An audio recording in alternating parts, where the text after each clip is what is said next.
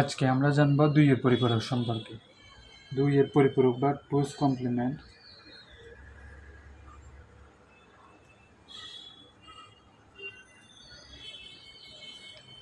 হলো once complement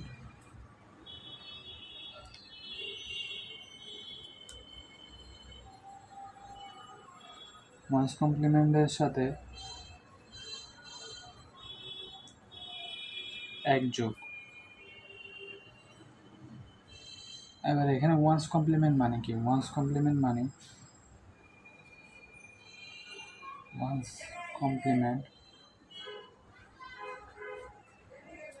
হলো কোনো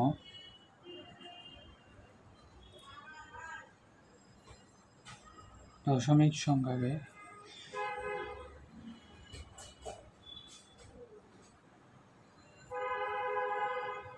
8 বিট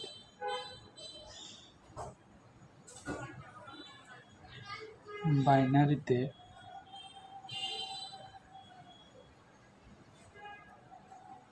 প্রকাশ করে উল্টে দেওয়া।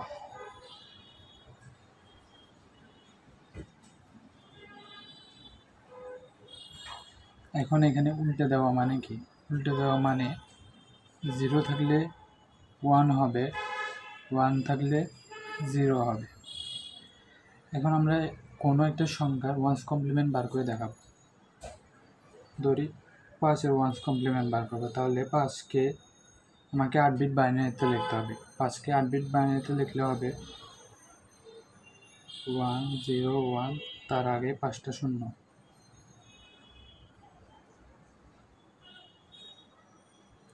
এখন এখানে এই 8 বিটকে আমরা উল্টাবো মানে 1 থাকলে 0 হবে, 0 থাকলে 1 হবে, 1 থাকলে 0 হবে, 0 থাকলে 1 হবে, 0 থাকলে 1 হবে, 0 থাকলে 1 হবে, 0 থাকলে 1 হবে, 0 থাকলে 1 হবে।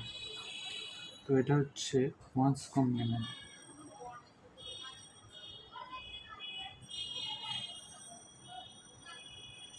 এখন এটার সাথে যদি আমরা যোগ করি তাহলে আমরা টুস কমপ্লিমেন্ট পাবো।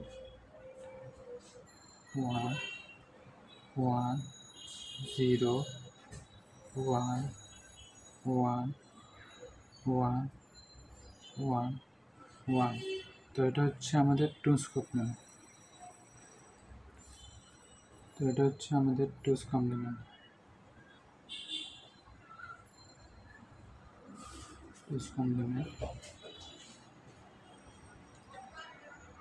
তো এখানে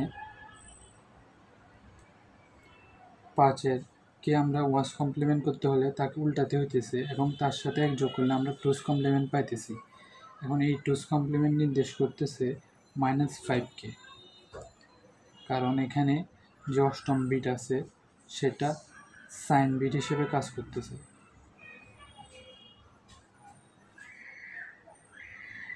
আর সাইন বিট হিসেবে যদি 1 থাকে তাহলে চিহ্ন মাইনাস হয়, আর যদি সাইন বিট হিসেবে 0 থাকে তাহলে চিহ্ন প্লাস হয়।